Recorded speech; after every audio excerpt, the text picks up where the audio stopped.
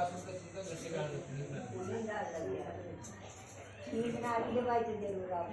श्री कृष्ण जी बोले युधिष्ठिर, आषाढ़ मास के कृष्ण पक्ष की एकादशी का नाम योगिनी है।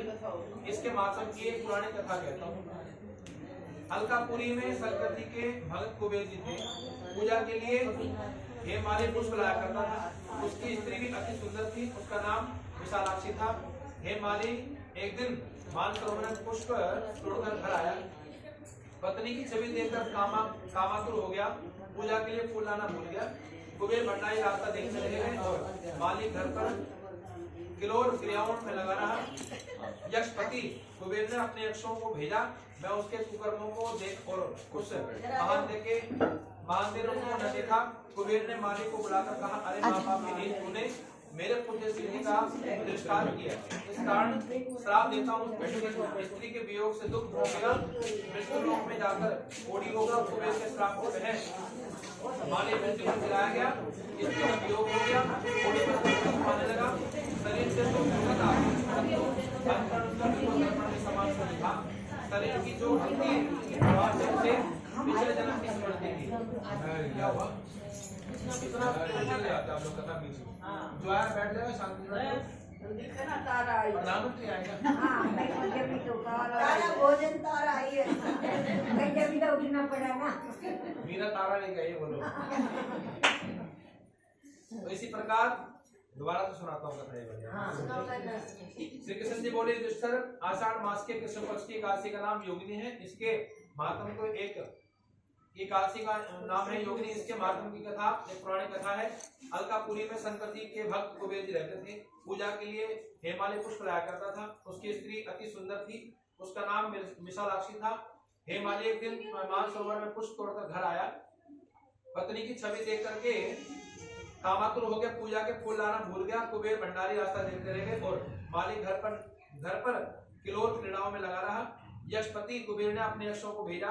मैं उनके कुकर्मों को देख और उन महानंदों ने उनको देखा भी नहीं। कुबेर ने मालिक को जाकर कहा, अरे महापापिनी, तूने मेरे पूज्यवर शिव जी का तिरस्कार किया। इस कारण श्राप देता हूं, तू स्त्री के वियोग में दुख भोगेगा, मृत्यु लोक में जाकर कोड़ी होगा। कुबेर के श्राप से वह मालिक पृथ्वी पर गिराया गया। स्त्री का वियोग हो गया, कोड़ी बनकर कष्ट पाने लगा। शरीर से तो उसके दुर्गंध आती थी, परंतु अंतरात्मा था और शंकर जी की भक्ति के प्रभाव से उसे पिछले जन्म की स्मृति रही।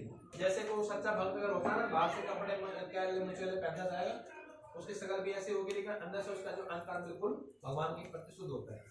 तो हो गया और कोड़ी बनकर कष्ट पाने लगा। भक्ति के प्रभाव से उसे पिछले जन्म की स्मृति याद रही।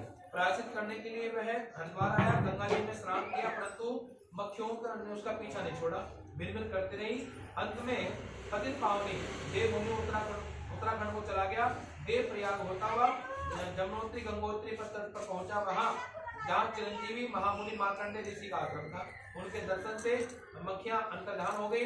हेममाली उनके चरणों में गिर पड़ा। अपने अपराध की कथा सुनकर उनसे मुक्ति का उपाय पूछा। मार्कंडेय मुनि बोले, आप आषाढ़ मास के कृष्ण पक्ष की एकादशी का व्रत विधि सहित करो, समस्त पापों का नाश करे हो जाएगा। अतः हेमाली ने मुनि की शिक्षा से योगिनी एकादशी का व्रत किया। उसके प्रभाव से अपने दिव्य स्वरूप को प्राप्त हुआ।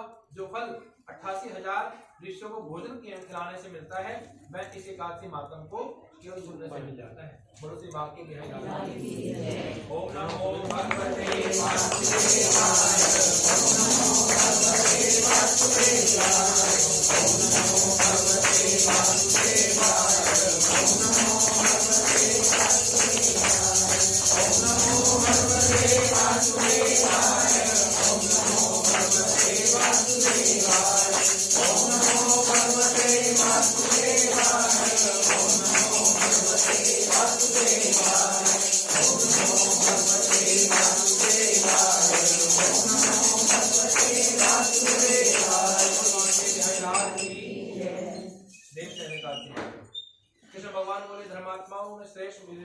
आषाढ़ मास के शुक्ल पक्ष की एकादशी का नाम देवशयनी।